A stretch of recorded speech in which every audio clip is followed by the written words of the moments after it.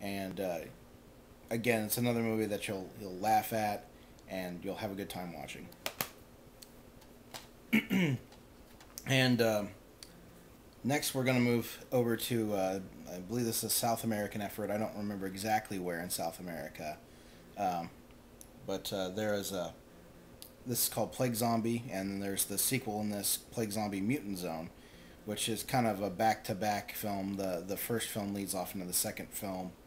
Um, Very low budget. The makeup effects for the budget they were working on are astounding, especially considering how many zombies they got in the film. Uh, and some of the gags that they pull, like, we'll just say the sphincter zombie is really funny. Uh, Worth checking out, again, if you've seen everything else and you're just looking for something different. That's what a lot of these movies are. That's something different to check out and see things from a different point of view, and how other cultures, what their take on horror is, or what their take on our horror is, and putting their own spin on it. Now I'm going to switch over to a couple of more staple directors in the realm of Hispanic horror. I'm going to start off with Paul Naschy, who I'll refer to him as the Spanish Wolfman, because a lot of his work involves him playing the Wolfman. He was in the Werewolf vs. the Vampire Woman, which I've got in a big collection of horror movies. Which you can find that movie, the Werewolf vs. the Vampire Woman. It's worth checking out. It's one of Naschy's better efforts, and this is Curse of the Devil, which takes the werewolf and gives him more of a satanic kind of element to that character, and in terms of where they're going with that territory. I need to watch it again. I watched it once and I didn't really pay too much attention to it, but it was a very to the book with werewolves and Satanism, and Paul Naschy just running around like the Wolfman and biting people and fighting. It's awesome. And the same as with Frankenstein's Bloody Terror, vampires, werewolves, relatives of Frankenstein, just crazy kind of, again, running around fighting people, fighting vampires. Again, just running around having fun. Check it out. And then there was Naschy's Horror Rises from the Tomb, where he plays kind of a warlock or a necromancer, some kind of satanic cult leader. This movie features him as that, and his I guess his wife, and his character's wife in the movie. She's a witch or a warlock or a necromancer, also whatever you want to call them. It features zombies, talking heads and boxes, and very cool.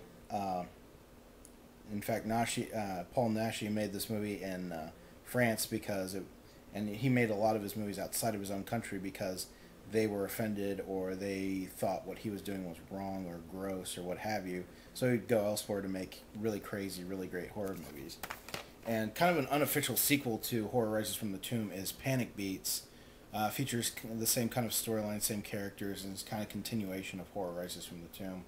Another great Hispanic horror movie. And with the Naschy films, most of them were made in the 70s, and it has that great kind of 70s film flavor to it. And if anything, his films are a great time capsule as to what the times were like back then and what cinema was like back then. The 70s films definitely have their own flair to them and their own flavor, and that's one of the reasons why I love 70s films, because it was a vibrant, although I wasn't alive, it seemed like a vibrant time where a lot of interesting things were going on. I'm going to hop over to Armando de Osorio's The Blind Dead Collection, one of two coffin boxes that I'm going to showcase on this movie Morgue. The Blind Dead movies are great. Features kind of a story on the Knights Templar, and that they were an evil cult bent on seeking immortality and practicing black magic rites, and they so much so that after they die, they are able to come back, but they can't see. Their eyes are gone because they were burned out. So they can only go by their sense of sound. So they'll stalk their prey by listening to them and follow them around. Very cool little skeletal hooded creatures roaming around and stalking after people.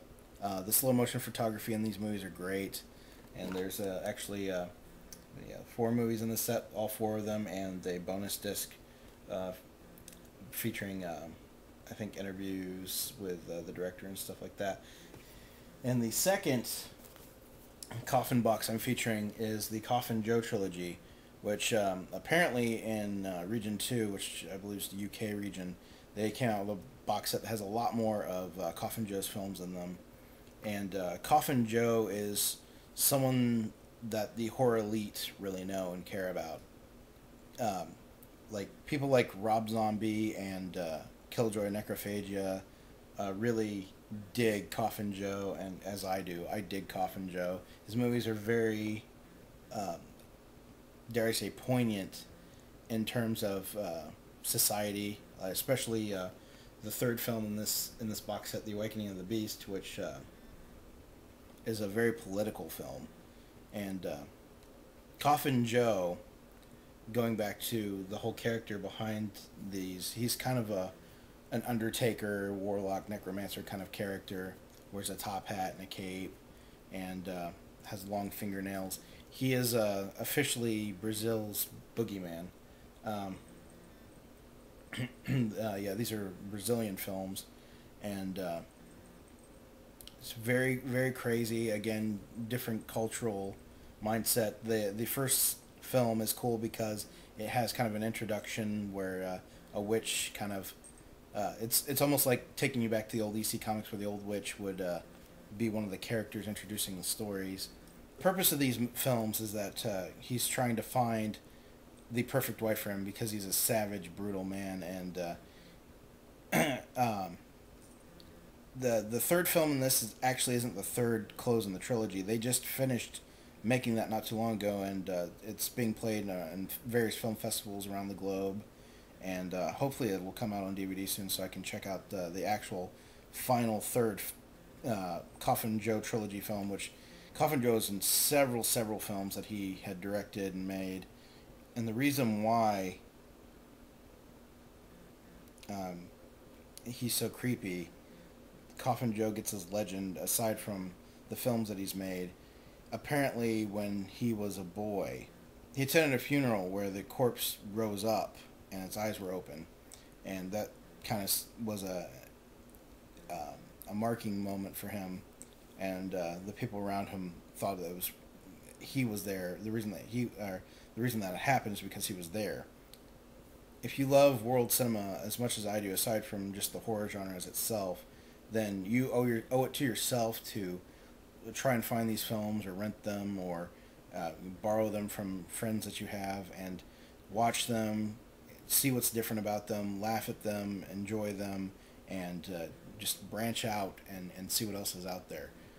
I hope you enjoyed this look into this piece of horror and world cinema colliding together in something unique. And hopefully I hope to do more of these. It's getting to be that time of year again, my favorite time of year, Halloween. So keep your eyes open, and I hope to do more of these. I know there's going to be some more stuff coming. It might be after Halloween. There's a lot of great home video releases slated for right around the time of Halloween, but since I live in Indiana, I'm going to have to order this stuff online, and it's going to have to ship. I have to wait for it to get here. So once I get that stuff and check it out, I will be posting more of these up on YouTube, and I'll be back soon here on YouTube. See you next time.